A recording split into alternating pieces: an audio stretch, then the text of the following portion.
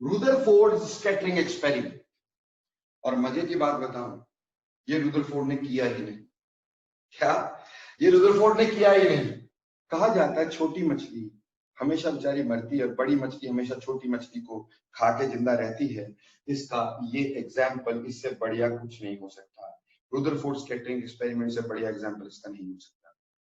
देखो बेटा, Rutherford scattering experiment was actually done by a student called as Marsden. Marsden, scientist का नाम था मार्सडन। ये जो मार्सडन था ना बेटा, ये गोल्डस्टीन का चेला था मेरे बच्चों। ठीक, ये गोल्डस्टीन का चेला हुआ करता था। ठीक, तो ये क्या था कि गोल्डस्टीन के अंदर पीएचडी कर रहा था लड़का। तो रोज गोल्डस्टीन को बोलता कि आपको नहीं लगता कि मैं बड़ा हो गया? आपको नहीं लगता कि मेरा कोई इंडिविजुअल काम भी होना चाहिए? आपको नहीं लगता कि भाई मेरे को भी अपना कोई नया काम करना चाहिए? तो प्लीज मेरे को कोई नया काम दो। गोल्डस्टीन बहुत दुखी था इस बात से कि हर रोज ये परेशान करता। गोल्डस्टीन का सबसे प्यारा फ्रेंड था रुदरफोर्ड। वो रुदरफोर्ड के पास गया, बोलता भाई इस आदमी से मेरे को बचा लो। ठीक, इसको किसी ऐसे काम में लगा दे, सारी जिंदगी मेरे काम में लगा रहे उसमें, अब मेरे को तंग ना करे। रुदरफोर्ड चालू आदमी, उसको समझ में आ गया। उसने फटाफट से बोला ऐसा कर बेटा कि तू ना एटम के ऊपर अल्फा पार्टिकल फेंक। एटम के ऊपर अल्फा पार्टिकल फेंक, अगर कोई अल्फा पार्टिकल वापिस आ जाए ना तो मेरे को बताना। क्या बोलता? अगर कोई अल्फा पार्टिकल वापिस आ जाए तो मेरे को जरूर बताना। And he was damn sure कि कोई अल्फा पार्टिकल वापिस नहीं आएगा। क्यों बेटा? लिनार्ड का एक्सपेरिमेंट याद है? लिनार्ड ने एटम के ऊपर कैथोड रेज फेंकी थी, वही सारी निकल गई थी। तो अल्फा पार्टिकल तो भारी है, उसको कौन रोकेगा? वो तो निकलेगा ही निकलेगा। तो ये श्योर था, रुदरफोर्ड के दिमाग में बिल्कुल श्योर था कि अल्फा पार्टिकल वापिस नहीं आएंगे। कुछ मर्जी कर लो, ये अल्फा पार्टिकल वापिस नहीं आएंगे। Rutherford was damn sure about this. इसके बारे में रुदरफोर्ड पूरी तरह क्लियर था कि कोई अल्फा पार्टिकल वापिस नहीं आएंगे। ठीक, इसके लिए जबकि उसको पता था कि कोई अल्फा पार्टिकल वापिस नहीं आएंगे, उसने बोला जा बेटा अल्फा पार्टिकल को बाहर फेंक दे। किसके ऊपर? एटम के ऊपर। अगर कोई अल्फा पार्टिकल वापिस आए तो मेरे को बता देना, क्योंकि अगर वापिस आ जाते तो अल्फा पार्टिकल भारी पार्टिकल पॉजिटिव पार्टिकल है, और पॉजिटिव पार्टिकल अगर वापिस आते हैं तो ऑटोमेटिकली पॉजिटिव से टकरा के या पॉजिटिव से रिपेल होके ही आएंगे ना। तो इससे कम से कम उसे ये पता चल जाएगा पॉजिटिव पार्ट है कहां। अभी तक ये पता नहीं था। जे थॉमसन ने बोला था पॉजिटिव पार्ट डिफ्यूज्ड पड़ा है। लिनार्ड ने बोला मैक्सिमम स्पेस एटम में खाली है, तो पॉजिटिव चार्ज है कहां ये पता ही नहीं था। तो रुदरफोर्ड को ये था कि अगर ऐसा हुआ तो पता चल जाएगा कि लिनार्ड सही है या फिर जे थॉमसन सही है। क्लियर? तो मार्सडन को बोला जा बेटा अल्फा पार्टिकल फेंक, and he was damn sure कि अब ये चला गया वापस कभी नहीं आया। गोल्डस्टीन को बोला आ बेटा एक पैक लगाते, अब ये कभी वापस नहीं आएगा। ठीक, लेकिन to their astonishment Marsden came second day back. Marsden दूसरे दिन ही वापस आ गया दोस्त, कहता सर अल्फा पार्टिकल वापस आ गए। बस फिर क्या था? रुदरफोर्ड ने बोला बेटा बस अब मेरी बारी, चला आजा मेरे पीछे। और उसने एक्सपेरिमेंट वो कर दिया जो मार्सडन ने किया था, उसी को अपने नाम से कर दिया, जिसको नाम दे दिया Rutherford scattering experiment actually was done by Marsden. सी है क्या? वही एक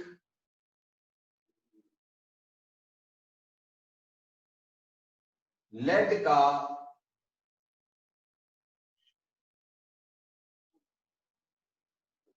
ब्लॉक ले लिया गया।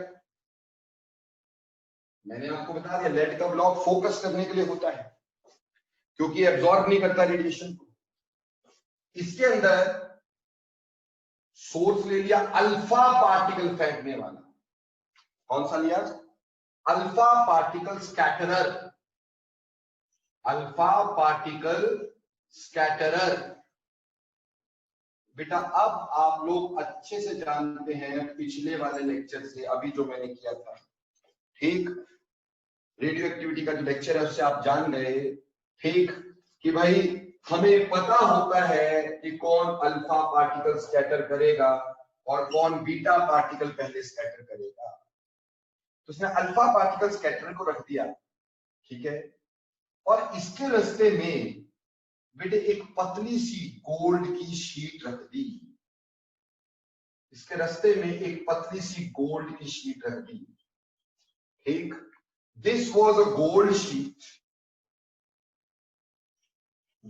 Sheet of very small thickness. Thickness इसकी इतनी कम थी, इतनी कम थिकनेस थी, ध्यान दीजिएगा। थिकनेस वॉज एक्चुअली, हम बोलते हैं 9 into 10 to power -4 मीटर। इतनी थिकनेस उसने कर दी, बहुत ही कम, ठीक है, इतनी पतली, यानी लगभग 10 to power -4 मीटर तक कर लो, ठीक चलेगा, इतना ज्यादा कुछ करने की जरूरत नहीं होती, ठीक।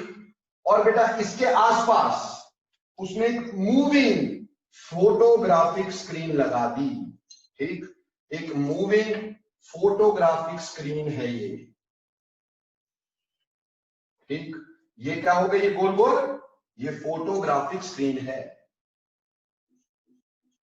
Photographic screen,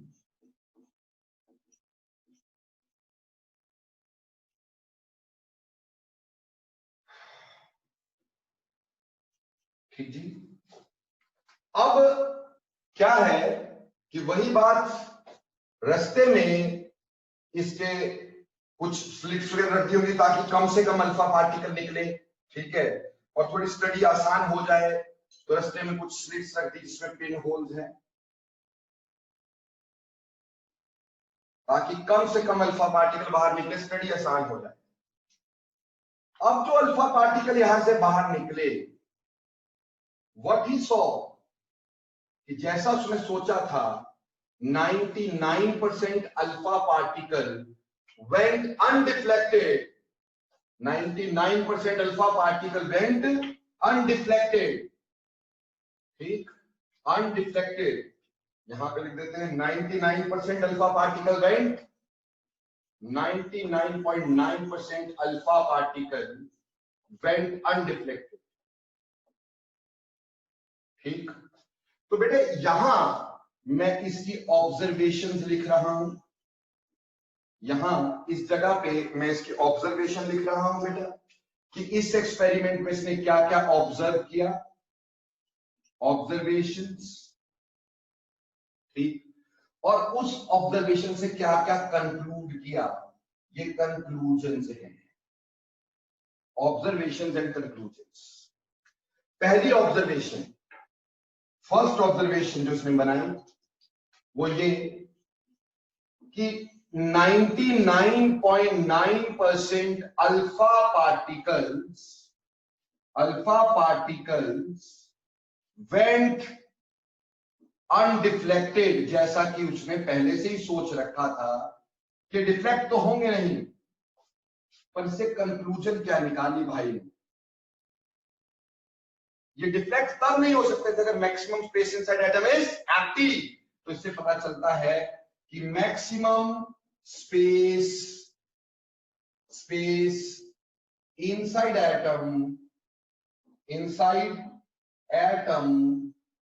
is empty.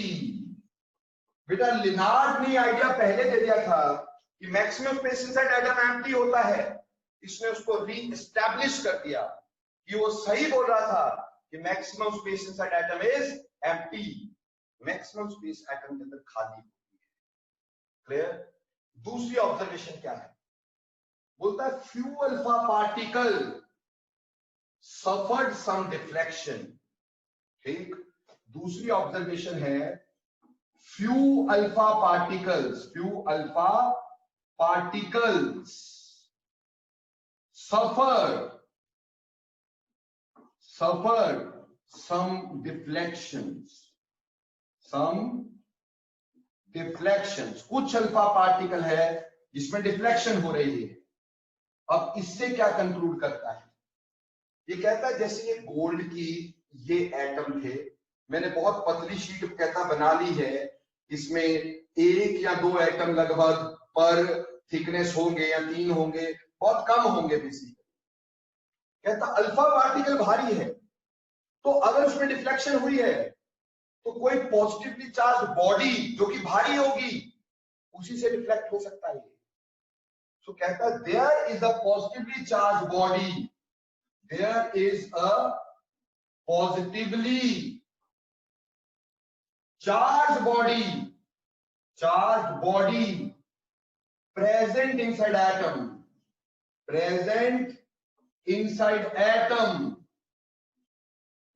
atom which he named as nucleus, जिसमें इसको क्या बोल दिया, nucleus.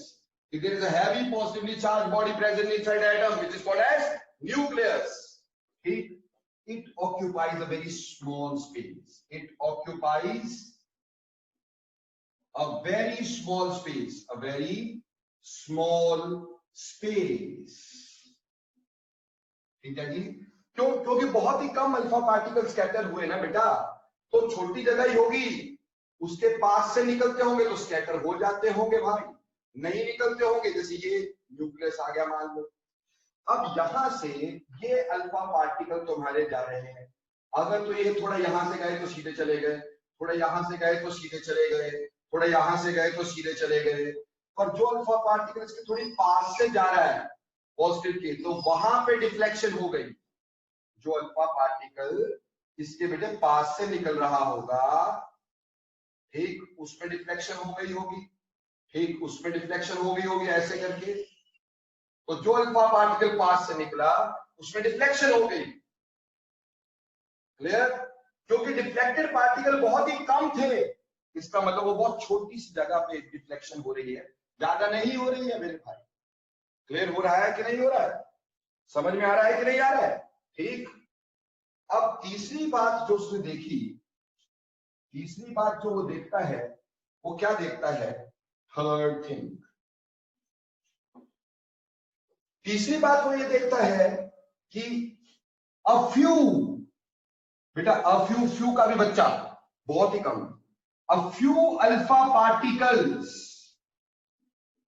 a few alpha particles suffered large deflections,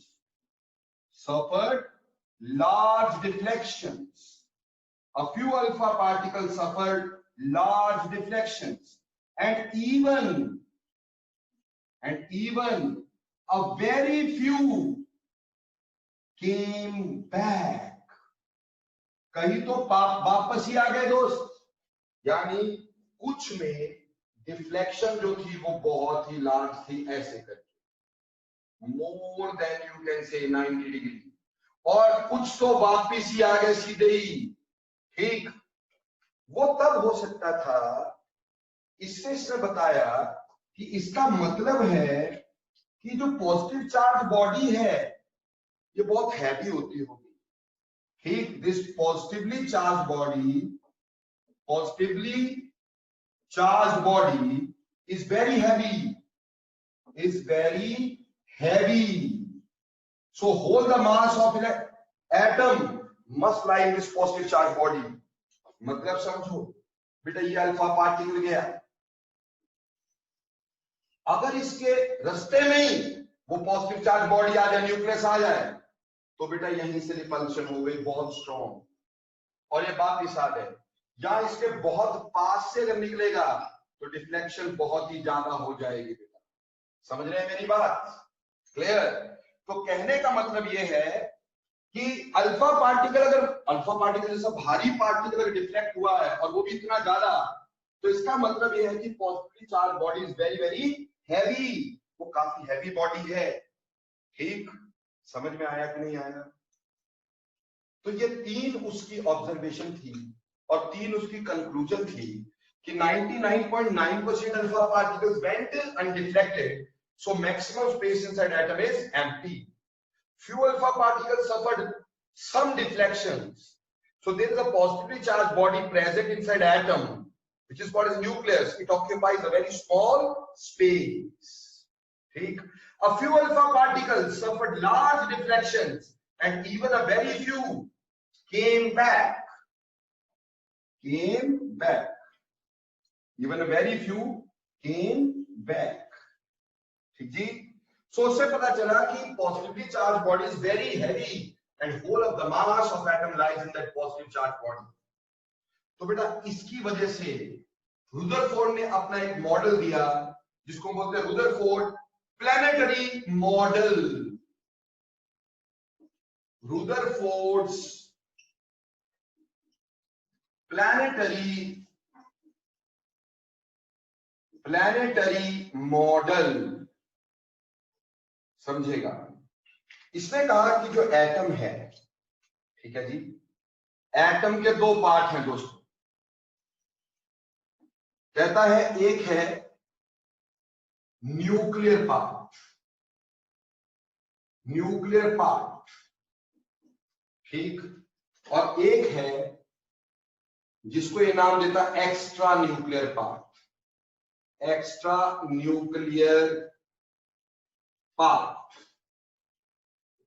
ठीक जी। कहता है न्यूक्लियस है जो बहुत कम जगह घेरता है, और इलेक्ट्रॉन जो है that revolve around the nucleus at a very high speed. Electrons revolve around the nucleus at a very, very high speed, like planets revolve around the sun at a very high speed. तब इसको planetary model बोला गया। Nuclear part में बोलता है nucleus के अंदर protons हैं, अभी तो न्यूक्लियस पॉजिटिव है, पर जैसे मैंने तुम्हें बताया अभी न्यूट्रॉन डिस्कवर नहीं हुआ था, यह ठीक टोल्ड कि इसके अंदर न्यूट्रॉन्स भी हैं। क्यों? क्योंकि इसका जो मास आ रहा था ना, वो मास ऑफ प्रोटॉन से ऑलमोस्ट डबल से ज्यादा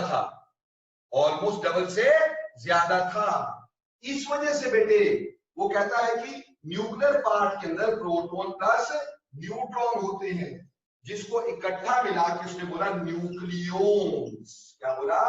न्यूक्लियॉन्स बोला।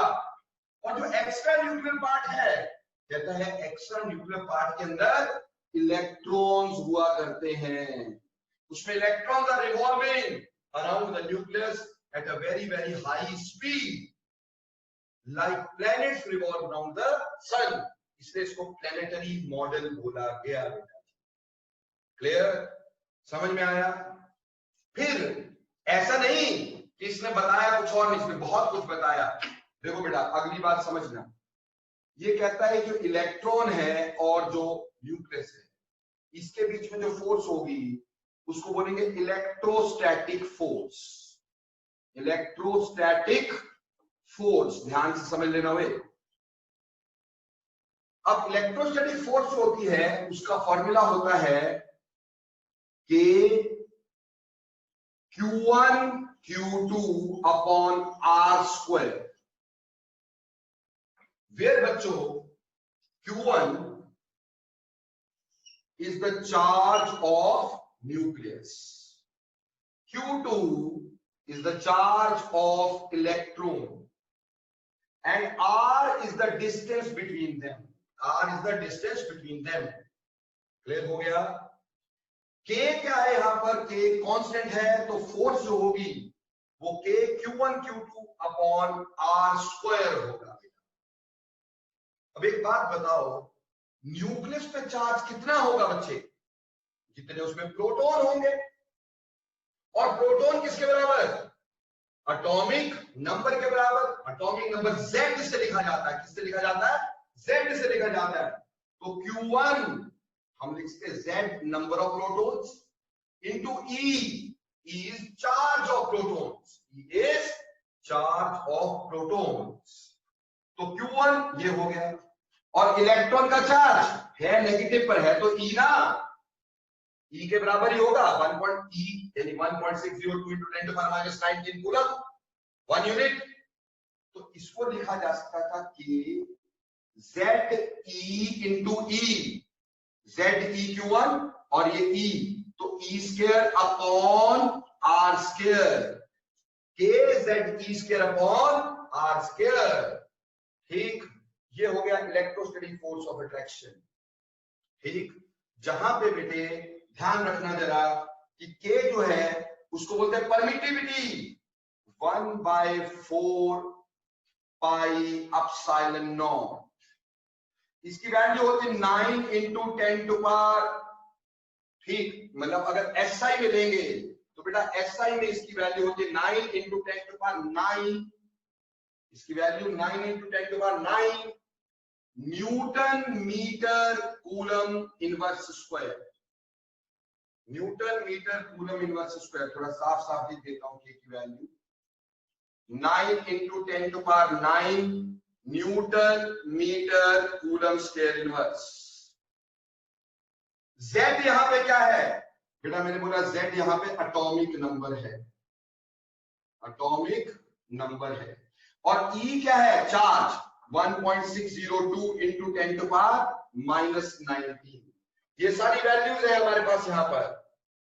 और हमें ये समझ में आता है कि जो इलेक्ट्रोस्टैटिक फोर्स है वो है, यानी E is charge on electrons, तो E को हम लिख सकते हैं 1.602 × 10⁻⁻19 कूलम्स। तो हमें E भी पता है, हमें Z भी पता है, हमें K भी पता है, R is the distance between them. कहता है ये जो फोर्स है इलेक्ट्रोस्टैटिक, इलेक्ट्रॉन और न्यूक्लियस में ये अंदर की तरफ को इलेक्ट्रॉन को खींचेंगे, ठीक है ना, ये पॉजिटिव नेगेटिव अट्रैक्ट करेंगे ना बेटा, तो पॉजिटिव नेगेटिव अंदर की तरफ को इलेक्ट्रॉन को खींचेंगे। समझ में आई? और ये जो फोर्स है कहता है कि counter balanced by a force called as centrifugal force. It is counter balanced by a force, कौन सी? सेंट्रीफ्यूगल फोर्स, जिसको वो फॉर्मूला देता है mv²/r। बेटा ये सेंट्रीपिटल का फॉर्मूला है बेटा, सेंट्रीपिटल और सेंट्रीफ्यूगल बराबर होती है। सेंट्रीफ्यूगल वो फोर्स होती है जो बाहर की तरफ को लेके जाती है, तो ये सेंट्रीफ्यूगल फोर्स है जो बाहर को लेके गई, और इलेक्ट्रोस्टैटिक फोर्स जो है वो अंदर को लेके जा रही है। ये एक दूसरे को बैलेंस करेंगे, यानी A and E²/r² should be equal to mv²/r। तो एक फोर्स अंदर को लग रही है, एक फोर्स बाहर को लग रही है। एक पत्थर लो, पत्थर को रस्सी के साथ बांधो, उसको बाहर को धक्का मारो, फिर अंदर को धक्का मारो, बाहर को धक्का मारो, अंदर को धक्का मारो, बाहर अंदर बाहर अंदर, तो क्या होगा बोलो? वो पत्थर ऐसे से घूमने लग जाएगा। ऐसे ही ये फोर्स ऑफ अट्रैक्शन है, इससे अंदर को धक्का लग रहा है, सेंट्रीफ्यूगल फोर्स बाहर को धक्का लगा रही है, उस वजह से electron keep on revolving around the nucleus. So according to Rutherford, electrostatic force is counter balanced by centrifugal force. तो यहां से रदरफोर्ड का प्लैनेटरी मॉडल आया, जिसमें यह बताया गया कि एटम दो चीज से मिलकर बना है, एक है न्यूक्लियर पार्ट, एक extra nuclear part. Nuclear part के अंदर प्रोटॉन होते हैं, न्यूट्रॉन उसने बोल दिया हो सकते हैं न्यूट्रल पार्टिकल, क्योंकि मास ज्यादा हो रहा है, इनको न्यूक्लियॉन्स बोला। और इलेक्ट्रॉन उसके आसपास रिवॉल्व करते हैं, क्योंकि एक फोर्स उसको अंदर को खींचती है, दैट इज इलेक्ट्रोस्टैटिक फोर्स, एक फोर्स उसको बाहर लेके जाती है, सेंट्रीफ्यूगल फोर्स, और ये एक दूसरे को काउंटर बैलेंस करते हैं, इसलिए इलेक्ट्रॉन लगातार मूव करता चला जाता है। क्लियर हो गया बेटा? ये रदरफोर्ड का मॉडल आ गया, रदरफोर्ड की ये स्कैटरिंग एक्सपेरिमेंट आ गया, उसके ऑब्जर्वेशन, उसकी कंक्लूजन्स, उससे ये मॉडल। लेकिन कुछ मोर कंक्लूजन्स, ठीक, clear? Should I wipe this board out? No. More conclusions of Rutherford scattering experiment. ये तो सिंपल वाली कंक्लूजन जिससे उसने अपना मॉडल बता दिया, ठीक।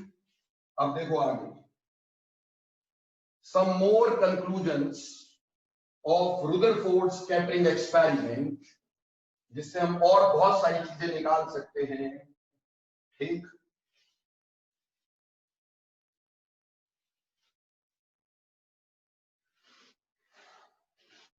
Good afternoon students. Last time हमारा लेक्चर बीच में टूट गया था, ठीक। We were doing Rutherford model, उसके कुछ इंपॉर्टेंट पॉइंट्स थे वो बीच में रह गए थे। हम उन पॉइंट्स को आगे जॉट डाउन करते हैं पहले, और फिर उसके बाद अपना नया काम शुरू करते हैं बेटा। तो थोड़ा ध्यान दीजिएगा, ठीक। हम बात कर रहे हैं important conclusion of Rutherford model, ठीक, रुदरफोर्ड एक्सपेरिमेंट की इंपॉर्टेंट कंक्लूजन जो दिन बीच में कट गई थी, ठीक, क्या important conclusions of Rutherford scattering experiment,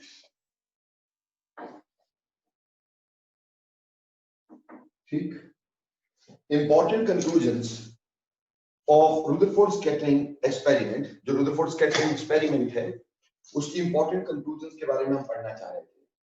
बेटा 3-4 महीने पढ़ाई थी, लेकिन एक बार फिर से मैं उसको थोड़ा सा रिवाइव कर रहा हूँ आपके साथ, ठीक, ताकि आपको ध्यान में रहे।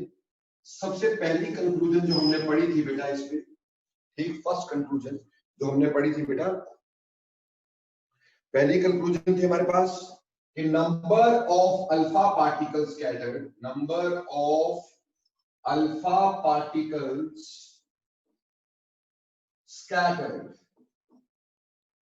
scattered number of alpha particles scattered is directly proportional, is inversely proportional to square of kinetic energy, ठीक। इस नंबर को बेटे अगर अपन n से लिखते हैं तो मैंने आपको बताया था कि जितनी काइनेटिक एनर्जी ज्यादा होती है मेरे बच्चों, जितनी काइनेटिक एनर्जी अल्फा पार्टिकल की ज्यादा होती है उसकी डिफ्लेक्शन उतनी कम होगी, क्योंकि अगर काइनेटिक एनर्जी ज्यादा होगी तो ज्यादा फास्ट मूव करेगा बेटा, ज्यादा फास्ट मूव करेगा तो बहुत जल्दी निकल जाएगा, जिसकी की वजह से उसको रिपल्शन कम फील होगी। तो हमारे पास आएगा number of alpha particles scattered is inversely proportional to the square of kinetic energies. दूसरी बात जो हमने पढ़ी थी वो पढ़ी थी number of alpha particles scattered is directly proportional to z of incident rays, incident particles। यानी मैंने ये बताया था कि जो number of alpha particles scattered है वो किस पे डिपेंड करेगा, z ऑफ इंसिडेंट पार्टिकल्स पे डिपेंड करेगा, यानी मोर इज z, यानी जितना भारी पार्टिकल होगा उतना स्कैटर ज्यादा होगा, इसीलिए इसने अल्फा पार्टिकल लिए होंगे शायद, क्योंकि अल्फा पार्टिकल काफी भारी थे तो उसका नंबर स्कैटर होने के चांसेस ज्यादा थे बेटा।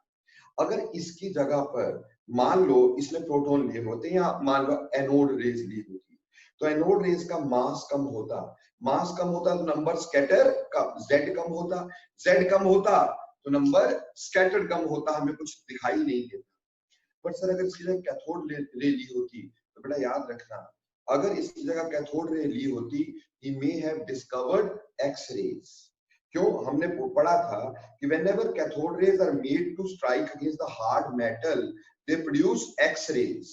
तो अगर गोल्ड के ऊपर आपने हार्ड मेटल को फेंका होता तो क्या बनाया होता, एक्स-रे बनाया होता। बोलो क्लियर हो गया कि नहीं, ठीक। तीसरा हमारे पास जो था बेटा, तीसरा था कि number of alpha particle scattered is directly proportional to z of you can say target।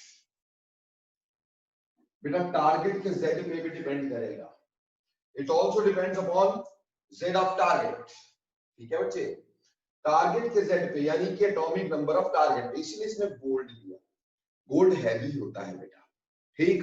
तो हैवी न्यूक्लियस के पास से अल्फा पार्टिकल निकलेंगे तो ज्यादा स्कैटर करेंगे ना बेटा, अगर हैवी न्यूक्लियस के पास से अल्फा पार्टिकल निकलेंगे तो ज्यादा स्कैटर करेंगे।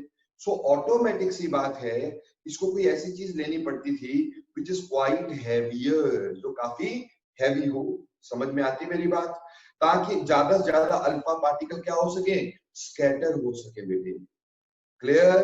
तो ज्यादा से ज्यादा अल्फा पार्टिकल स्कैटर हो, इसके लिए इसने क्या किया, गोल्ड लिया। मान लो इसमें क्वेश्चन आ जाए कि उसने गोल्ड की जगह अगर एल्युमिनियम लिया होता तो क्या होता, बोला अगर एल्युमिनियम लिया तो उसका Z कम है, अगर Z कम है तो अल्फा पार्टिकल स्कैटर्ड कम होंगे, अगर अल्फा पार्टिकल स्कैटर कम होंगे तो हमें विजिबली कोई दिखाई खास नहीं देगा, इस वजह से हमें रिजल्ट्स प्रॉपर नहीं मिलेंगे, इसलिए हमें हैवी पार्टिकल ही चाहिए था। समझ में आ गई बात। और गोल्ड से कोई हैवी लिया होता तो अल्फा पार्टिकल ज्यादा स्कैटर हो जाते। गोल्ड लेने के पीछे उसके 3 रीजन रहे होंगे बेटा। एक तो गोल्ड का Z बहुत ज्यादा होता है, बहुत ज्यादा होता है तो अल्फा पार्टिकल स्कैटर भी बहुत ज्यादा होंगे, ये पहली बात रही होगी बेटा। दूसरी खास बात क्या रहती है इसमें, जो दूसरी खास बात है वो ये कि गोल्ड जो होता है वो अनरिएक्टिव होता है, that is not reactive at all. तो गोल्ड अनरिएक्टिव है। अनरिएक्टिव होने के बाद तीसरी बात जो हमारे पास रही होती है बेटा, ठीक, गोल्ड अनरिएक्टिव भी है, तो तीसरी खास बात हमारे पास है वो है बेटा, तीसरी खास बात, ठीक, वो है कि अगर गोल्ड को देखें तो काफी मेलिएबल भी है, so it can be beaten into the sheets also, it can be beaten into the sheets also, इसको sheets में beat किया जा सकता है। so these are some of the parts जिसमें उसने गोल्ड को लिया, ये वजह रही होगी। अब बेटा यहां तक तो मैंने उस दिन भी आपको करवा दिया था, ठीक। अब फोर्थ पॉइंट देखो बेटा, fourth point, number of alpha particle scatter is also directly proportional to the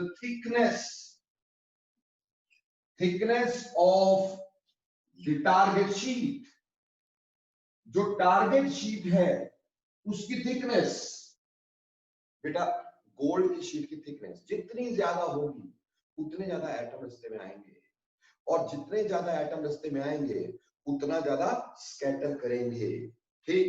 तो उससे number of alpha particle scatter is directly proportional to the thickness of target sheet।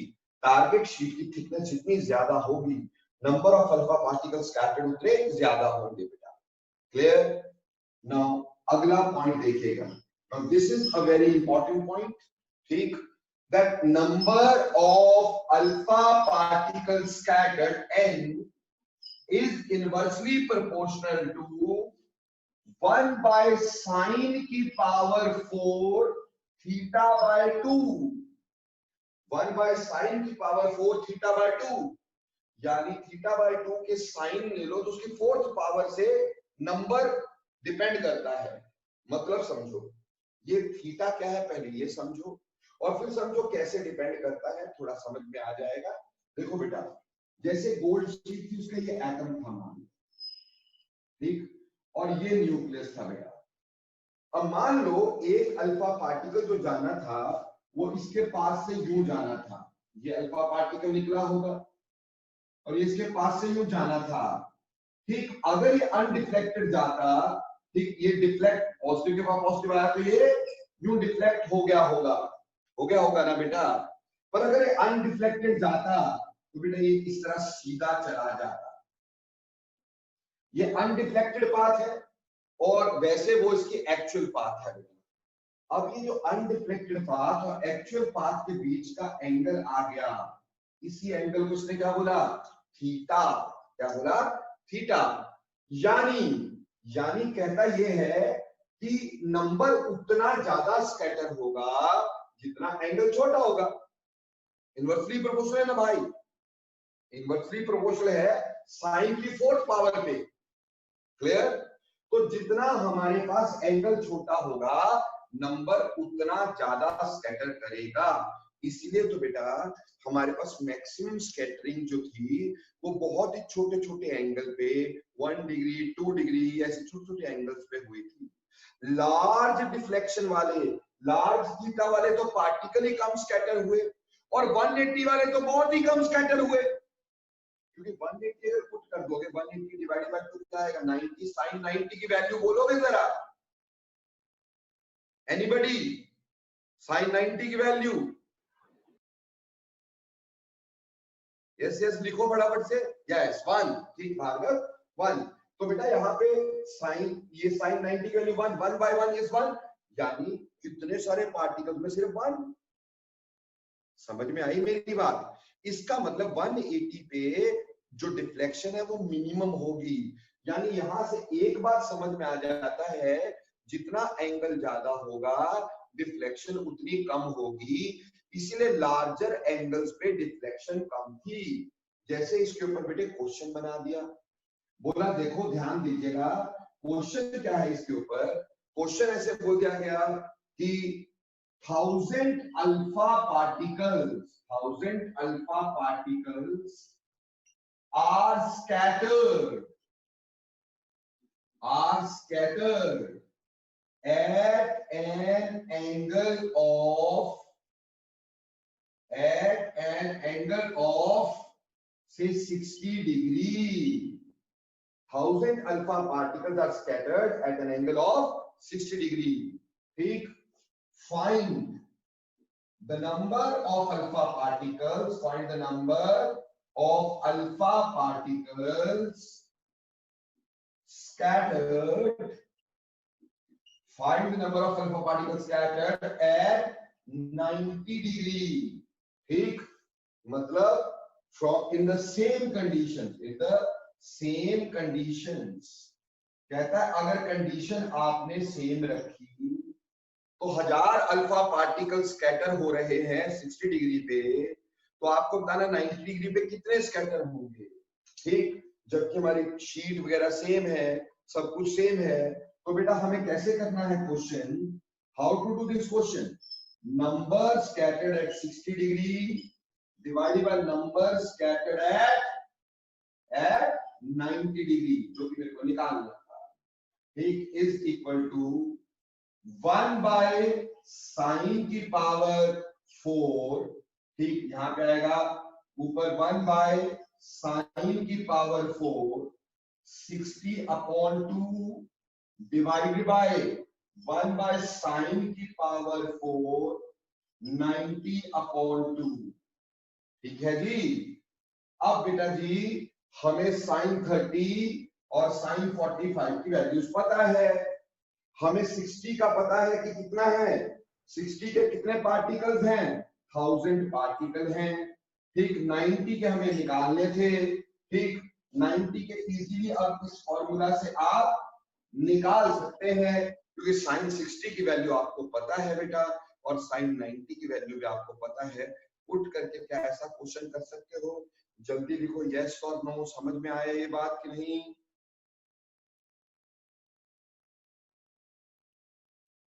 Okay, now next देखिएगा, sixth बात। ठीक, sixth बात कहता है कि radius of nucleus, another very important thing, radius of nucleus is equal to R naught into a की power 1/3। क्या बोलता है, radius of nucleus is R naught into a की पावर 1/3। ठीक, सेंटीमीटर में अगर ले रहे हैं अपन तो। अब इसमें R नॉट क्या है, R naught is a constant value 1.33 into 10 to power -13 centimetre. और A क्या है कि A बेटे A है मास नंबर। क्या है, मास नंबर। जिस भी एटम का रेडियस देखना चाहते हो न्यूक्लियस का, उसका मास नंबर है ये। बोलो समझ में आता है?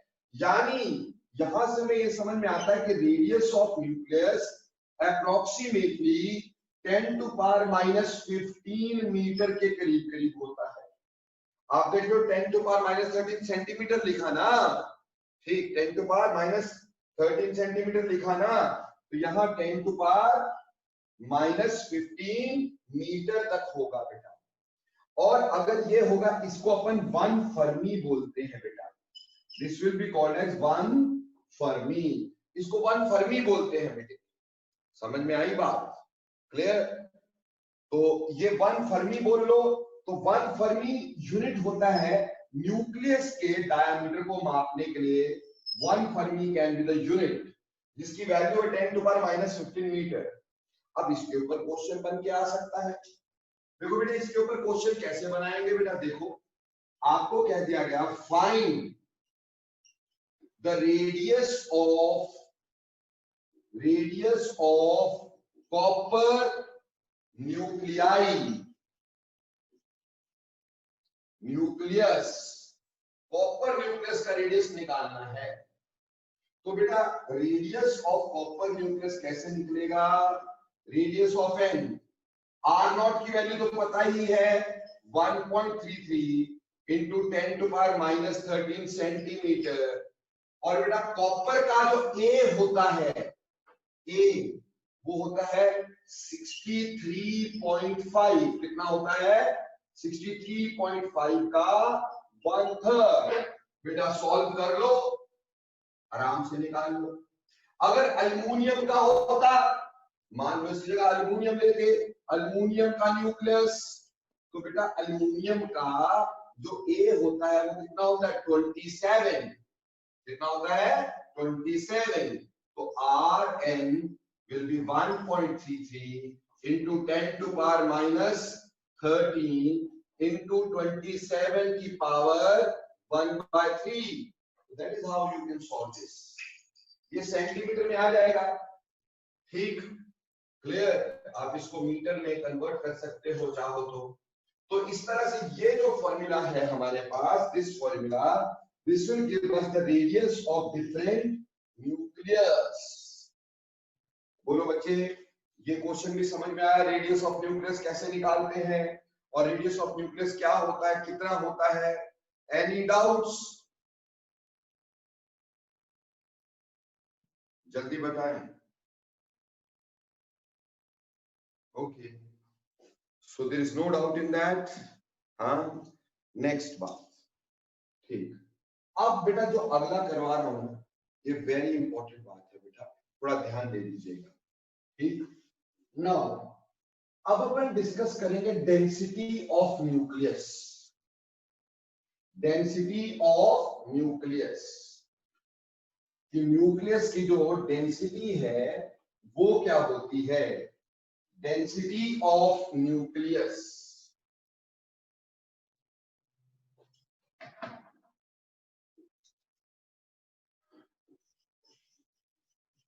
डेंसिटी ऑफ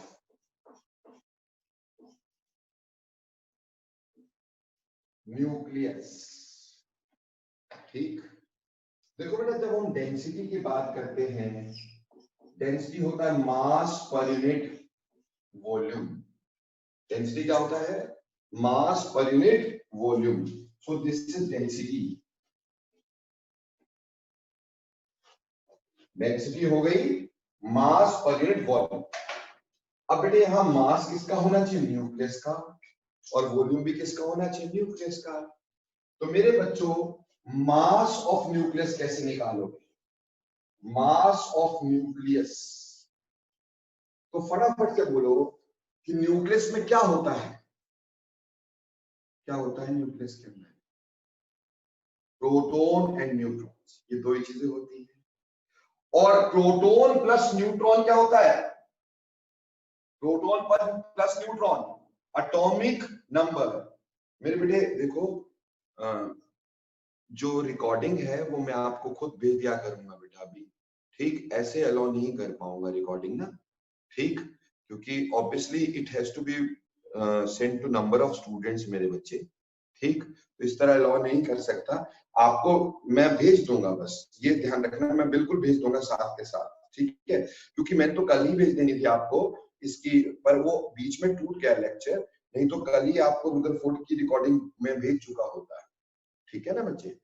तो कोई बात नहीं, आपको रिकॉर्डिंग साथ के साथ मिलती रहेंगी। चैनल मैंने इसीलिए बनाया बेटा, मैंने चैनल कोई कमाने के लिए नहीं बनाया है या किसी और के लिए नहीं, सिर्फ अपने स्टूडेंट्स के लिए बनाया। तभी मैं उसमें कोई हाईली एडिटेड वीडियोस नहीं डालता हूँ, ठीक? जैसे आप और YouTube की वीडियोस देखते हैं बड़ी सुंदर सुंदर, नहीं, मैं जो पढ़ाता हूँ वही डालता हूँ ताकि मेरे बच्चों का बेनिफिट हो। मेरे को उससे मतलब नहीं है कि बाकी क्या कर रहे हैं, उसके लिए अलग चैनल बनाऊंगा, अलग काम करूंगा, ठीक? आपके लिए ये स्पेशल कुछ चीजें मैं करता हूं कि चलो आप इससे देखते रहो, ठीक है बेटा? Clear? Okay. So mass of nucleus जो है, मास ऑफ न्यूक्लियस किसके बराबर हो गया बेटे? देखो न्यूक्लियस के अंदर तो न्यूक्लियन, न्यूक्लियन जो होते हैं प्रोटॉन प्लस न्यूट्रॉन, इसको बोला जाता है एटॉमिक मास। क्या बोला जाता है? Atomic mass. पर एटॉमिक मास तो ग्राम में लिया जाएगा ना, तो ग्राम तो 1 मोल का होगा। हमें अगर एक न्यूक्लियस का मास देखना होगा तो mass of one nucleus, atomic mass, gram atomic mass divided by Avogadro's number. अभी एवोगाड्रो नंबर कैसे आया बेटे? 1 मोल का मास ग्राम एटॉमिक मास के बराबर होगा ना। 1 मोल का मास किसके बराबर होगा? ग्राम एटॉमिक मास के बराबर होगा। तो एक का कितना होगा? 1 बाय एवोगाड्रो नंबर। तो इस तरह से मास ऑफ न्यूक्लियस हम आसानी से निकाल सकते हैं। दूसरी बात है वॉल्यूम, कि वॉल्यूम कैसे निकालें? बेटा वॉल्यूम होता है 4/3 पाई आर क्यूब। क्योंकि हम ये अच्छे से जानते हैं बेटा कि हम न्यूक्लियस को कैसे लेके चलते हैं। हम न्यूक्लियस को round round merry go round है ना, मतलब गोल लेके चलते हैं ना। तो अगर हम इसको गोल लेके चलेंगे तो ऑटोमेटिक बात है कि हमारे पास न्यूक्लियस का जो वॉल्यूम होगा वो होगा 4/3 पाई आर क्यूब। अब आर को हमें पता था कितना था? 4/3 pi into r naught into a की पावर 1/3 का होल क्यूब। न्यूक्लियस की रेडियस तो यही होगी ना भाई, इसको पुट कर दिए। अब हम इसको डेंसिटी में लगा देते हैं।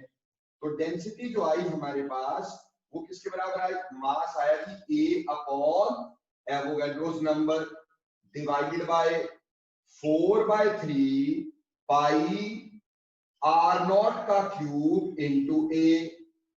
क्यों जी? यही हो गया। अब देखो बेटा ए से ए कैंसिल हो गया और बाकी सब कुछ नीचे आ गया। तो बना क्या? 3/4 ठीक पाई आर नॉट का क्यूब इंटू एवोगाड्रो नंबर। यही आया ना बेटा न्यूक्लियस की डेंसिटी। अब देखो बेटे 3 कांस्टेंट वैल्यू पता है, आर कांस्टेंट वैल्यू पता है, पाई की वैल्यू हमें पता है, आर नॉट की वैल्यू पता है, एन नॉट की वैल्यू पता है। मजे की बात ये हो गई कि इसका मतलब न्यूक्लियस की डेंसिटी कांस्टेंट हुआ करती है। किसी भी एटम के लिए न्यूक्लियस की डेंसिटी चेंज नहीं होती। इसको सॉल्व करेंगे तो 1.68 into 10 to power 4 1.68 into 10 to power 4 gram per centimetre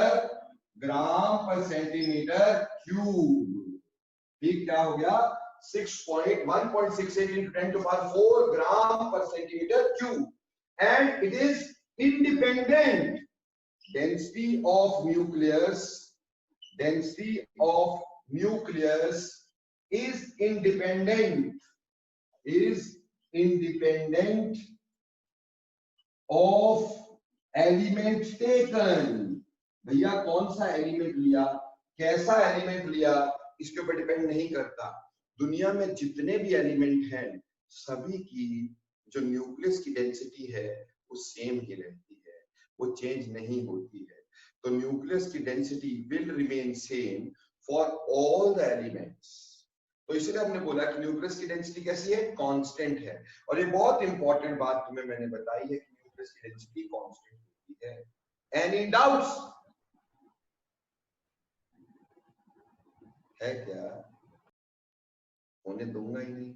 ठीक, चलिए अब ये तो था कि आपके पास क्या हमने इंपॉर्टेंट कंक्लूजन जिसमें डाल दी है वो तुम्हें समझ में आ गई है। इंपॉर्टेंट कंक्लूजन क्या होती हैं, कैसे होती हैं, उम्मीद है पूरी तरह से समझ में आ गया होगा।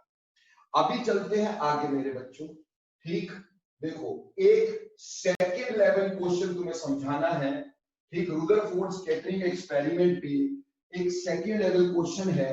ठीक, जो लोग बोर्ड में भी करवा देते हैं पर मैं यही करवा रहा हूं तुम्हें। ठीक, जरा क्वेश्चन लिखिएगा ताकि आपको समझ में आ सके। ठीक, क्वेश्चन में समझाता हूं उससे पहले मैं तुम्हें एक चीज यहाँ पे बताना चाहता हूं कि how to calculate impact diameter या फिर वेलोसिटी जिससे कोई पार्टिकल फेंका जा सके।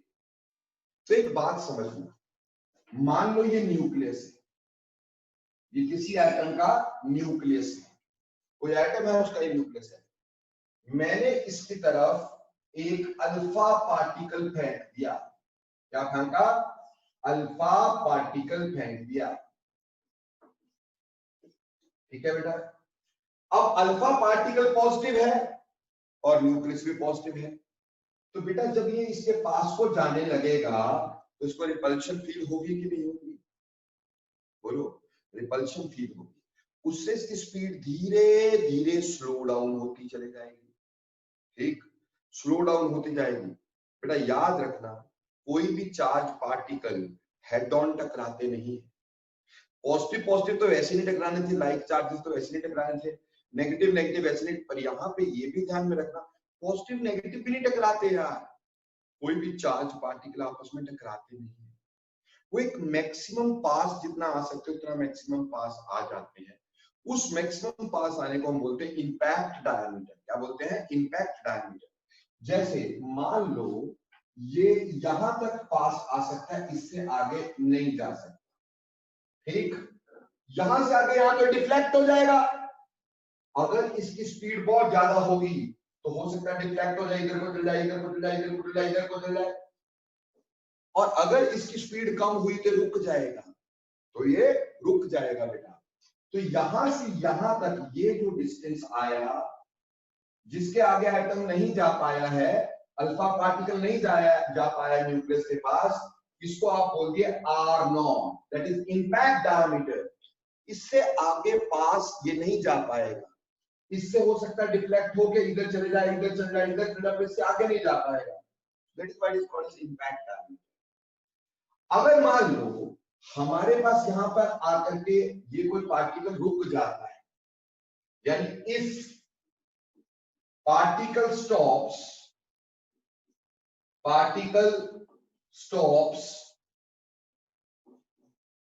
at the distance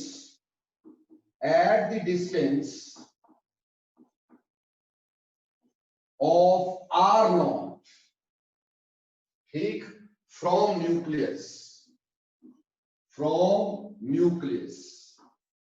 अगर पार्टिकल न्यूक्लियस से r नॉट डिस्टेंस पे रुक जाता है, वो कब रुक सकता है बेटे? वो तभी रुक सकता है if kinetic energy of particle kinetic energy of particle जो हो वो इलेक्ट्रोस्टैटिक पोटेंशियल के बराबर हो जाए। इलेक्ट्रोस्टैटिक पोटेंशियल के बराबर हो जाए। मतलब जितनी फोर्स यहां पे लग रही हो रिपल्शन की, काइनेटिक एनर्जी उसके बराबर हो जाए। तो जितनी फोर्स है वो आगे आ रहा है, उतनी फोर्स उसको लग रही है, तो नेट फोर्स कैंसिल होके क्या हो जाएगी? जीरो। तो ना आगे जाएगा ना पीछे। अगर मान लो यहां से फोर्स ज्यादा होती तो पीछे चला जाता, यहां की काइनेटिक एनर्जी ज्यादा होती तो आगे चला जाता। बट अगर ये काइनेटिक एनर्जी और इसकी रिपल्शन ये दोनों बराबर हो जाए तो ये पार्टिकल यहीं रुक जाएगा। ठीक है बेटा, समझ में आया? तो काइनेटिक एनर्जी हम कैसे लेते हैं? Half mv²। और मेरे बच्चों इलेक्ट्रोस्टैटिक पोटेंशियल कैसे लेते हैं? इलेक्ट्रोस्टैटिक फोर्स होती है बेसिकली ये कि Q1 Q2 upon R not, के Q1 Q2 upon R not. बेटे यहां पे Q1 जो है, Q1 इज चार्ज। अब देखो ये सारा समझ लेना, Q1 जो है वो है charge of alpha particle, charge on alpha particle, या पार्टिकल जो भी फेंका है, पार्टिकल जो भी आपने फेंका है। और Q2 क्या होगा? Charge of nucleus, charge of nucleus. ठीक है जी। और R नॉट क्या होगा यहां पर बेटे? R नॉट मैंने कहा इंपैक्ट डायमीटर, यानी क्लोजेस्ट अप्रोच का रीजन ऑफ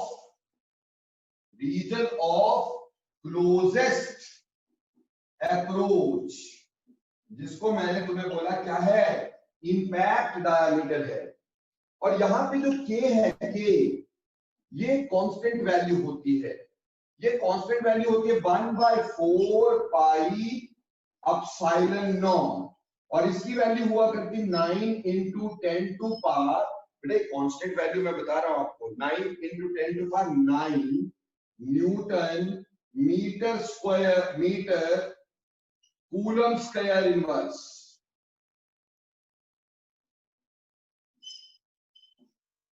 ठीक है जी, ये इसकी वैल्यू रहा करती है बेटा, ठीक, 9.9 into 10⁹ newton metre coulomb square inverse. ठीक है जी, ये सारी चीजें हमारे पास रहेगी। अब m क्या है, ये मास है of particle, mass of particle जिसको हमने प्रोजेक्ट किया, यानी फेंका, प्रोजेक्टेड। और v क्या है बेटा यहाँ पे, बेटा v है velocity of the particle, velocity of the particle जो आपने फेंका। ठीक है मेरे बच्चों, क्लियर हो गया। तो ये बात ध्यान में रखना कि half mv square is equal to k q1 q2 upon r0। k की वैल्यू पक्का पता है, q1 charge on the particle जो भी फेंका आपने, अल्फा पार्टिकल, प्रोटॉन जो भी फेंका आपने, और q2 चार्ज ऑफ न्यूक्लियस ले लिया, r0 क्लोजेस्ट अप्रोच का रीजन हो गया, m मास हो गया और v वेलोसिटी हो गया। राइट डाउन अ क्वेश्चन मेरे बच्चे, क्वेश्चन लिखिए। क्वेश्चन है with what velocity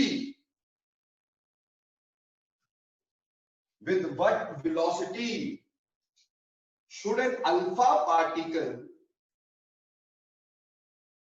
with what velocity should an alpha particle travel towards the nucleus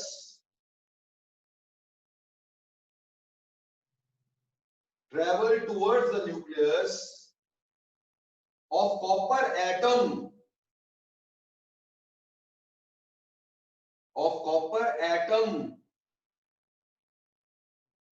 to arrive at a distance of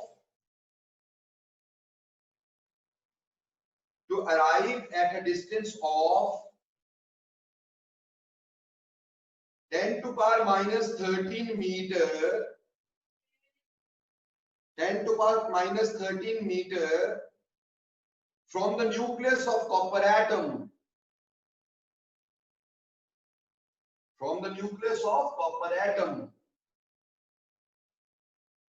देखो बेटे, अब हमें क्या बोला गया, हमें बोला गया कि मान लो ये कॉपर का न्यूक्लियस है और हमने इसमें अल्फा पार्टिकल फेंका है, आपके कितने डिस्टेंस पर आकर के रुकना है, बोला 10⁻13, यानी r0 हमें दे दिया है 10⁻13, यहां पर आकर के रुकना है मीटर में।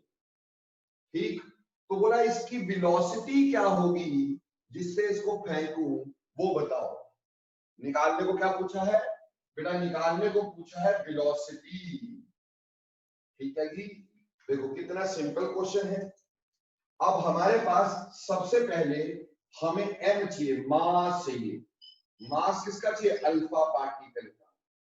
बेटा याद होगा अल्फा पार्टिकल का मास, अल्फा पार्टिकल का मास, जस्ट सेकंड बेटा, मैं अभी एक सेकंड में आ,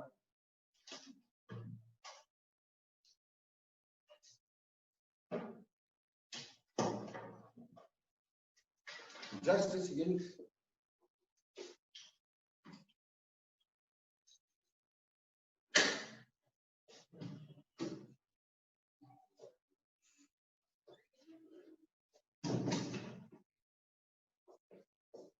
देखो जी, मास ऑफ अल्फा पार्टिकल का मास 4 यूनिट्स होता है। कितना होता है, 4 यूनिट, और 1 unit mass of proton.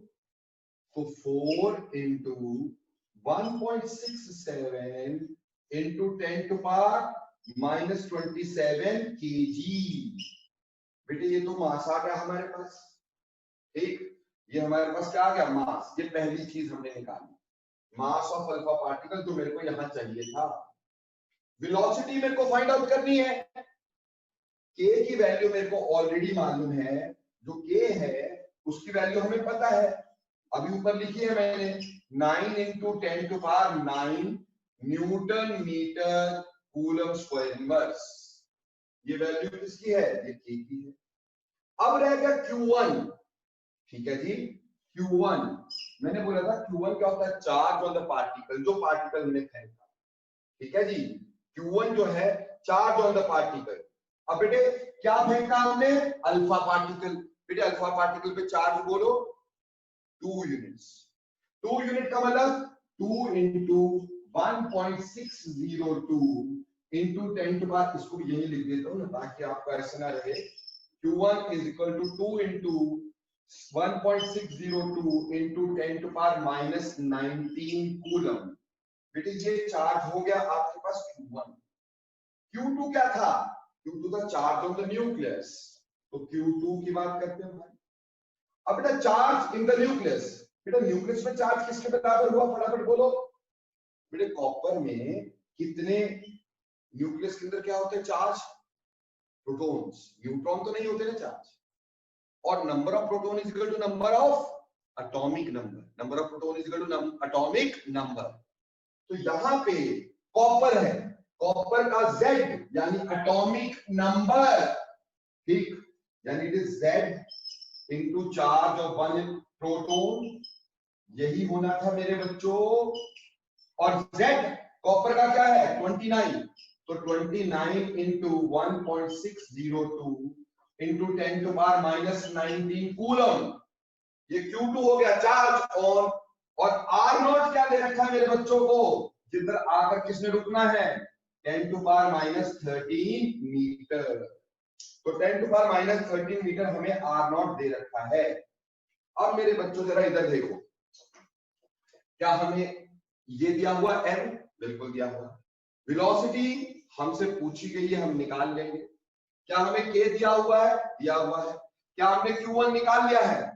Q1 is charge on alpha particle. Alpha particle पे 2 unit charge, 1 unit 1.602 into 10 to power minus 19 होगा, 2 यूनिट इंटू 2 हो जाएगा। और Q2 क्या होगा? Charge on nucleus, that is Z into charge on nucleus. तो Z into charge on nucleus. और R0 क्या है? R0 जो आपका रीजन ऑफ क्लोजेस्ट अप्रोच। तो ये भी पता है, ये भी पता है, सारी चीजें पता चल गई। क्या हम V निकाल सकेंगे बच्चों?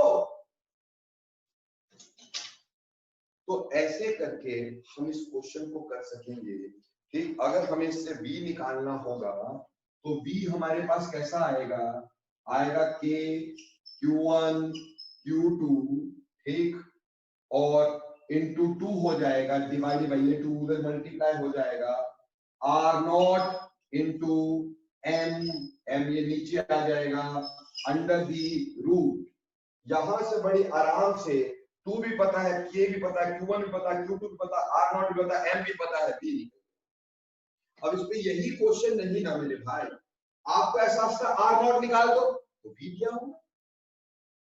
यानी ऐसे बोले कितना कितने पास जाके रुक जाएगा वो डिस्टेंस बता दो, तो R0 निकालना है, ठीक। क्या निकालना है? R0 निकालना है। बोलो अभी क्लियर है? अरे भाई सबको बोर्ड क्लियर दिख रहा है कि नहीं? जल्दी बोलो, सबको बोर्ड क्लियर दिख रहा है कि नहीं?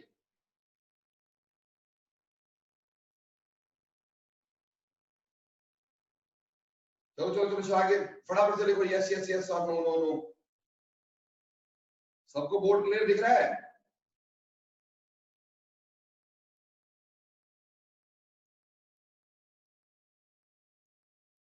अमीश, मेरे बच्चे थोड़ा नेटवर्क की ठीक करो ना, आपका नेटवर्क काफी जाता है मेरे बच्चे, है ना? ठीक। वंश, आपको भी क्लियर नहीं दिख रहा? आप देखो जरा, दिखा कि नहीं?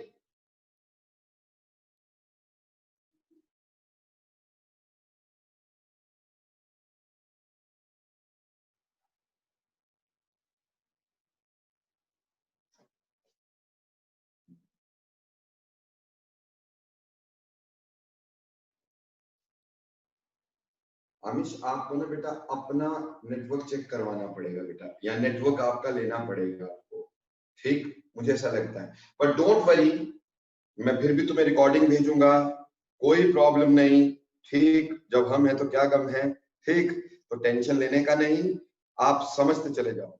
अभी देखो बेटा, क्या हम यहां से क्या क्या निकाल सकते हैं? हम निकाल सकते थे नंबर 1 डिस्टेंस ऑफ ये वेलोसिटी, यानी sorry velocity with the particle with which the particle should be projected, ताकि रुक जाए। दूसरी बात, हम यहां से निकाल सकते थे region of closest approach, region of closest approach, closest approach का रीजन यानी एन नॉट। यहां तक कि हम यहां पे बेटे ये भी बता सकते थे कि इसमें आपके पास क्या है, इसमें हम ये भी बता सकते थे कि क्या एटॉमिक नंबर होगा, एटॉमिक नंबर। क्यों? क्योंकि बेटा हमें यहां से z इंटू दिस तो z भी निकाला जा सकता है ना q2 से, तो ऐसे कोई भी इंफॉर्मेशन हम इससे निकाल सकते हैं। ये एक सेकंड लेवल क्वेश्चन है बेटा रदरफोर्ड स्कैटरिंग एक्सपेरिमेंट। बोलो मेरे बच्चों समझ में आ गया है सारा? यस नो करो क्विकली, आगे चले फिर हम पर।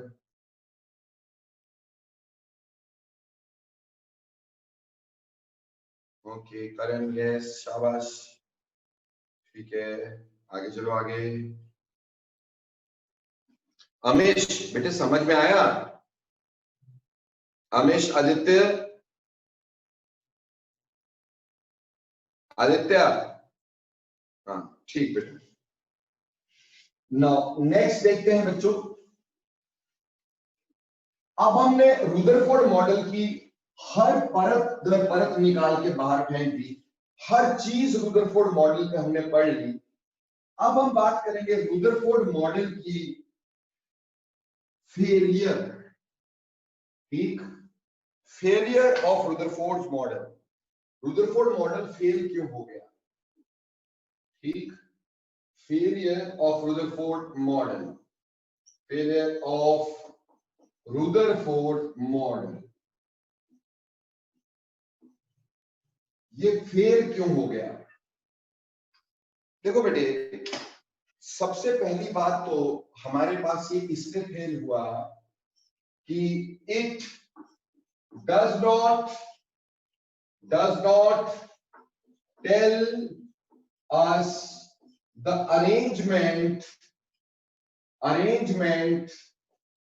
Of electrons in the atom.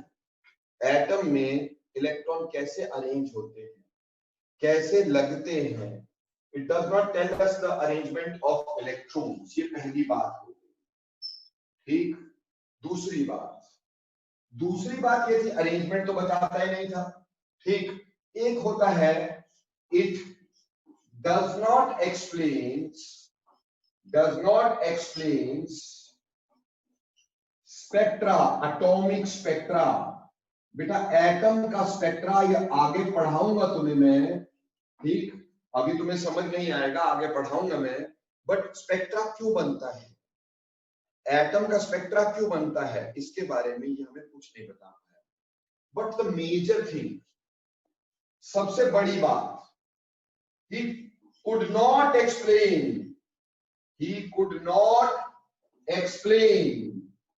stability of atom. He could not explain stability of atom. Stability of atom. बेटे ये एटम की स्टेबिलिटी नहीं बता पाया। He could not explain the stability of atom. कैसे? देखो बेटा ध्यान देना प्लीज ताकि आपको समझ में आए। अकॉर्डिंग टू रुदरफोर्ड, पहली बात है अकॉर्डिंग टू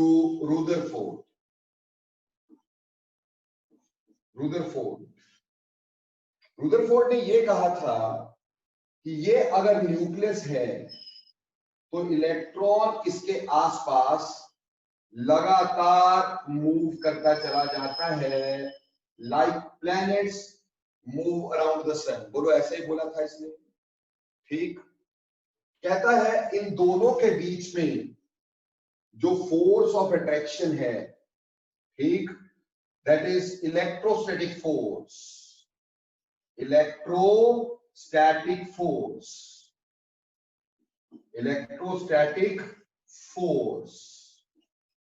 ठीक, जो इन दोनों के बीच में है, दैट इज जो एक दूसरे को अट्रैक्ट कर रहे हैं, पास लाने की कोशिश कर रहे हैं, वो होती है किसके बराबर, वो होती है K Q1 Q2 upon R square. K का वैल्यू तो पता है, Q1 चार्ज ऑफ न्यूक्लियस, तो charge of nucleus Z into E. Z is atomic number and E is, ठीक, अगर मैं Q1 की बात करूं तो बेटा Q1 मैं इधर लिख सकता हूं कि Q1 कितना आ गया, Z into E, atomic number into number of proton into charge of proton. Atomic number is number of protons into charge of proton. ये Q1 और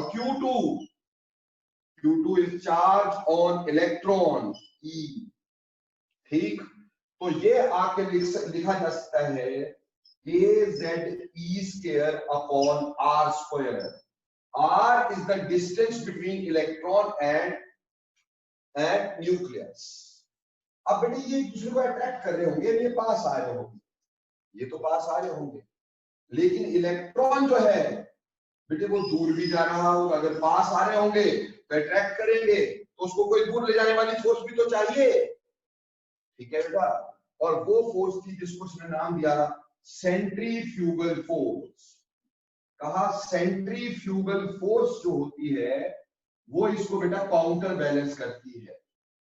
centrifugal force which counter balance it, and centrifugal force को हम लिखते हैं mv square upon r। Centrifugal force is mv square upon r। ये centrifugal force हो गया, ठीक। So this electrostatic force is counterbalanced by centrifugal force. इसलिए जितना इलेक्ट्रॉन अंदर को धक्का खाता है उतना इलेक्ट्रॉन बाहर को धक्का खाता है, इसलिए ना अंदर आता है ना बाहर जाता है, लगातार घूमता है। एक पत्थर लो, पत्थर को रस्सी बांध दो, रस्सी बांधने के बाद उसको पहले बाहर को धक्का मारो, फिर अंदर को धक्का मारना, फिर बाहर को अंदर को, बाहर को अंदर को। क्या होगा जब आप ऐसे धक्का मारेंगे तो क्या होगा, it will move round and round and round and round, isn't it? Similarly इसको अंदर को धक्का लगता है, बाहर को धक्का लगता है, पर दोनों बराबर होते हैं, तो ना ये पूरी तरह अंदर आ पाता है ना बाहर जा पाता है, और इसलिए एटम स्टेबल रहता अकॉर्डिंग टू द, ठीक। बट बाद में एक साइंटिस्ट आता है sir Charles Clark Maxwell. Clark's according to Maxwell, तो मैक्सवेल ने क्या कहा, अब ध्यान से सुनिएगा। अकॉर्डिंग टू मैक्सवेल, मैक्सवेल जो था he is known to be father of electromagnetism. Maxwell को फादर ऑफ इलेक्ट्रोमैग्नेटिज्म बोला जाता है, ठीक। अब मैक्सवेल ने क्या कहा, सुनिएगा ध्यान से बेटे। मैक्सवेल ने कहा कि कभी भी कोई चार्ज पार्टिकल जब किसी दूसरे चार्ज पार्टिकल की इंफ्लुएंस में मूव करता है, इट कॉन्टिन्यूसली लूजेस एनर्जी। क्या बोलता है, whenever a charged particle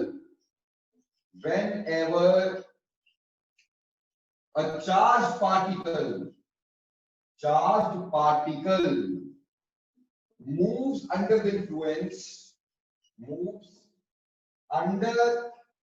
influence of another charged body, influence of another charged body, it is accelerated at every point. It is accelerated at every point, thus loses energy.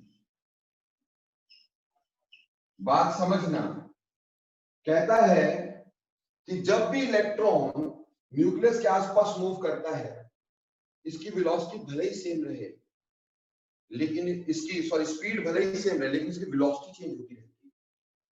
कितनी interesting बात है कि speed same रहे, velocity कैसे change हो बेटा? Velocity is a directional quantity. तो यहां पे इसकी डायरेक्शन ये है, इधर आएगा इलेक्ट्रॉन तो उसकी डायरेक्शन ये होगी, इधर आएगा इलेक्ट्रॉन डायरेक्शन ये होगी, इधर आएगा ये होगी, इधर आएगा ये होगी। तो हर पॉइंट पे इसकी डायरेक्शन चेंज होती जाएगी, डायरेक्शन चेंज होती गई, वेलोसिटी चेंज होती रहेगी। और वेलोसिटी चेंज होने से उसमें एक्सेलरेशन आती रहेगी, यानी तेज मूव करेगा।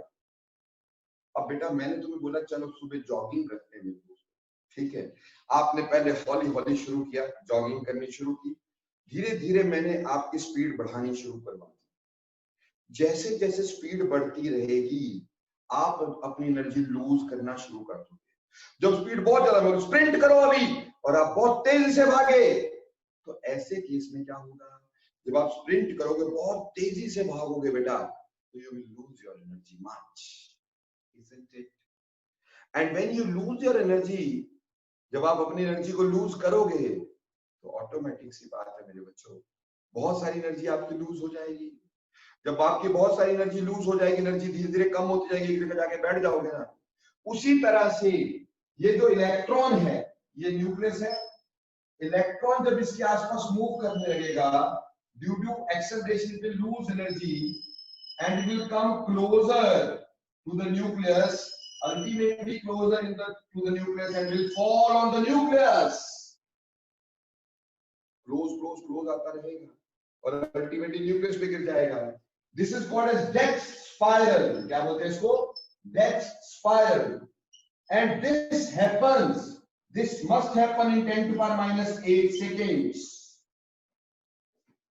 मतलब समझना कि मैक्सवेल कहता है जब भी कोई चार्ज बॉडी किसी दूसरे चार्ज बॉडी के इन्फ्लुएंस में मूव करती है, वो कॉन्टिन्यूसली अपनी एनर्जी लूज करती रहती है। अगर इलेक्ट्रॉन एक चार्ज बॉडी है और न्यूक्लियस भी एक चार्ज बॉडी है, whenever electron moves around the nucleus due to acceleration, it loses its energy continuously, and when it loses its energy continuously, it will come closer to the nucleus, closer to the nucleus, closer to the nucleus, ultimately will fall on the nucleus and atom will collapse.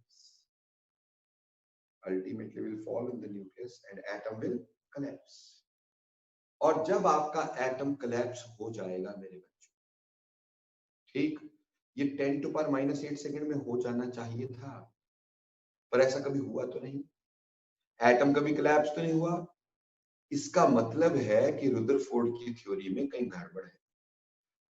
उसने अपनी तरफ से बताया कि stability होती है due to centrifugal forces counterbalanced by electrostatic force, electrostatic force is counterbalanced by centrifugal force. Maxwell बोलता है किस फोर्स की बात करता है यार? इलेक्ट्रोस्टैटिक फोर्स जो है वो दुनिया की सबसे स्ट्रॉन्गेस्ट फोर्स में से एक है, और सेंट्रीफ्यूगल फोर्स एक इमेजिनरी फोर्स है, इमेजिनरी, बहुत वीक, ये कभी भी इसको काउंटर बैलेंस नहीं कर सकती है, ये कभी भी इसको काउंटर बैलेंस नहीं कर सकती है। समझ में आई? समझ लो कि एक आदमी को एक साइड से सुमो पहलवान ने पकड़ लिया है, अपनी तरफ खींच रहा है, दूसरी साइड 5 साल का बच्चा लगा उसको खींच रहा है, तो किसकी साइड बंदा जाएगा मेरे दोस्त? उसी तरह से ये जो इलेक्ट्रोस्टैटिक फोर्स है एक स्ट्रॉन्गेस्ट फोर्स है, ये अंदर ज्यादा खींचेगा, सेंट्रीफ्यूगल फोर्स एक वीक फोर्स है, उसको काउंटर बैलेंस नहीं कर पाएगी, और इसी वजह से बेटा ये एक दूसरे को काउंटर बैलेंस ना करने की वजह से electron will continuously lose energy and will certainly fall on the nucleus. So therefore Rutherford could not explain this point. Clear? Hence he could not explain the stability of atom. तो यहां से Rutherford model खत्म हो गया। तो बेटा मैंने आपको रुदरफोर्ड मॉडल की एक एक चीज फ्रॉम द वेरी बिगिनिंग, क्या हुआ, किसने किया, कैसे किया, क्यों किया, क्या चीज क्यों ली, हर चीज के बारे में खोल खोल के बताया मेरे दोस्त। ठीक, तो आप इसको ध्यान से नोट्स अच्छे से बनाएं, ठीक, अच्छे से देखें। तो चलिए, ये तो हो गया रुदरफोर्ड मॉडल, ठीक है जी। अब बेटा हमारे पास आ गया मैक्सवेल। क्या आ गया? मैक्सवेल।